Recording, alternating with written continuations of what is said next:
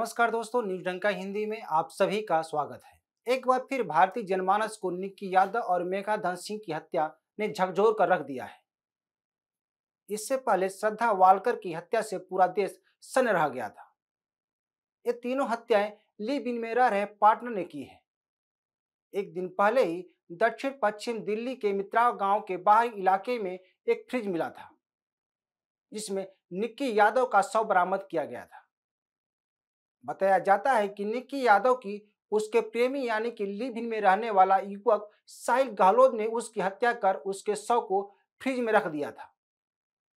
इसके बाद उसने अपने माता पिता द्वारा पसंद की गई लड़की से शादी कर ली थी। अब महाराष्ट्र के नाला सोपारा में सीता सदन सोसाइटी में रहने वाले हार्दिक शाह ने अपने लिव इन पार्टनर मेघा की हत्या कर उसके शव को गड्ढे में छिपा दिया था।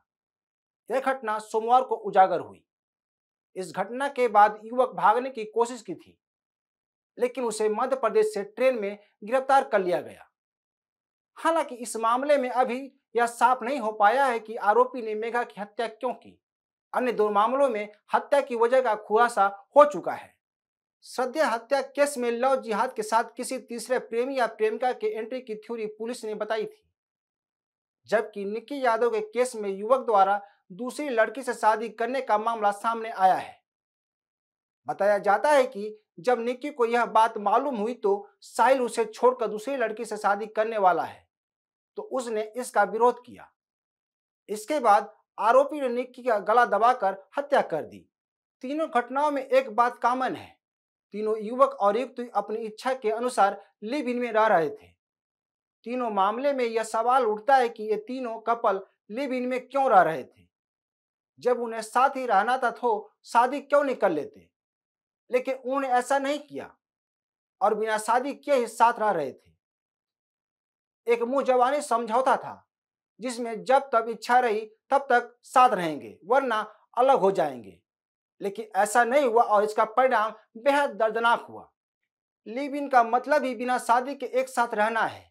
एक तरह से यह भी कहा जा सकता है कि एक कपल अपनी इच्छा पूर्ति लिव इन की आड़ में करते हैं, लेकिन जब दोनों में से किसी को लगता है कि अब एक साथ रहना नहीं पाएंगे तो आपसी सहमति से अलग हो जाते हैं और दोनों के रास्ते अलग अलग हो जाते हैं। इस दौरान लड़का पति का किरदार निभाता है, जबकि युवती पत्नी के किरदार में होती है। वैचारिकता के साथ मारपीट और मेलजोल जैसी बातों को लेकर कपल अलग होते हैं, पर अभी जो तीन घटनाएं हुई हैं उनको बारीकी से देखने से पता चलता है कि इन मामलों में केवल लड़का ही दोषी है। ऐसा ही है कि लड़का द्वारा लड़की की हत्या का दोषी है और उसे सजा मिलनी भी चाहिए।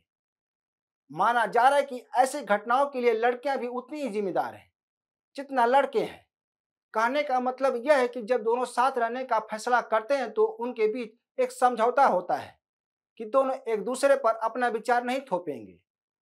अगर यह बात नहीं होती तो शादी ही कर लेते, लेकिन कपल ऐसा करने के बजाय स्वच्छंद पूर्वक रहने का प्राथमिकता देता है। लेकिन एक समय के बाद शादी का दबाव ऐसी घटनाओं को जन्म देते हैं, जैसा कि निक्की यादव के केस में सामने आया है। बताया जा रहा है कि साहिल और निक्की लंबे समय से साथ रह रहे थे। कोरोना काल से पहले इनकी मुलाकात हुई थी और ये साथ में कई राज्यों में खूब सैर सपाटे किए। उसके बाद जब कोरोना काल खत्म हुआ तब दोनों दिल्ली में एक किराया मकान में रह रहे थे, जहां यह कपल खुद को शादीशुदा बताकर रह रहा था, जैसा कि श्रद्धा वालकर और मेघा के केस में देखने को मिलता है। तीनों मामले में यह कपल खुद को शादीशुदा बताकर रह रहा था, जबकि तीनों कपल शादीशुदा नहीं थे, बल्कि मकान मालिक को शादीशुदा होने के नाम पर गुमराह कर रहे थे। निक्की यादव के मामले में भी तो दोनों के घर वालों को इसके बारे में कोई जानकारी नहीं थी। निक्की झज्जर की रहने वाली थी। ऐसे में आज के आधुनिक युग में माता पिता की जिम्मेदारी बढ़ गई है। उन्हें चाहिए कि अपने बच्चों की गतिविधियों पर बारीकी से ध्यान दें। बताया जाता है कि निक्की मामले में जब निक्की को यह पता चला कि साहिल उसे छोड़कर दूसरी लड़की से शादी कर रहा है तो उसने इसका विरोध किया। निक्की ने साहिल को तीन ऑप्शन दिया था। पहला यह कि वह उसके शादी कर ले और दूसरा यह कि वह अपने माता पिता की पसंद वाली लड़की को से शादी करने से इनकार कर दे। तीसरा यह कि दोनों साथ में आत्महत्या कर लें लेकिन साहिल ने ऐसा करने के बजाय निक्की को ही मार डाला। वहीं मेघा के मामले में कहा जा रहा है कि आरोपी ने उसकी हत्या कर मृतका की चाची को मैसेज कर इसकी जानकारी दी थी। इससे साफ होता है कि परिवार को इसके बारे में जानकारी थी। ऐसे में सवाल उठता है कि क्या परिवार ने अपने बच्चों पर ध्यान नहीं दिया और बच्चों को मनमाने तरीके से रहने के लिए छोड़ दिया। आज भले गला काट प्रतिस्पर्धा हो, लेकिन माता पिता को अपने बच्चों पर विशेष ध्यान देना चाहिए। उन्हें बताना चाहिए कि क्या गलत है क्या सही है। श्रद्धा वालकर मामला छोड़ दें तो दो घटनाओं में परिवार की लापरवाही देखने को मिलती है।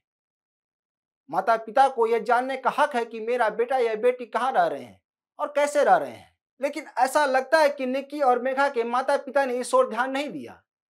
जबकि निक्की तो कई राज्यों में साहिल के साथ सैर सपाटे कर चुकी थी, लेकिन उसके घर वालों ने इस ओर ध्यान नहीं दिया, जिसकी परिणति यह हुई कि आज वे इस दुनिया में नहीं है। तीनों घटनाओं में दुस्साहस का चरम बिंदु है। तीनों आरोपियों ने युवतियों के शव को फ्रिज और गद्दा में रखे थे, जिससे दिखता है कि इनमें एक प्रकार की विकृति है। बहरहाल आधुनिकता के नाम पर साथ रहने वाले कपल के लिए ये घटनाएं सीख हैं। इसके अलावा माता पिता को भी अपने बच्चों पर ध्यान देने की जरूरत है। तो दोस्तों आज के लिए बस इतना ही। इस वीडियो को शेयर, लाइक और कमेंट जरूर करें। ताज़ा खबरों के लिए न्यू डंका ऐप को डाउनलोड करें। हमारे यूट्यूब चैनल को सब्सक्राइब करें। धन्यवाद।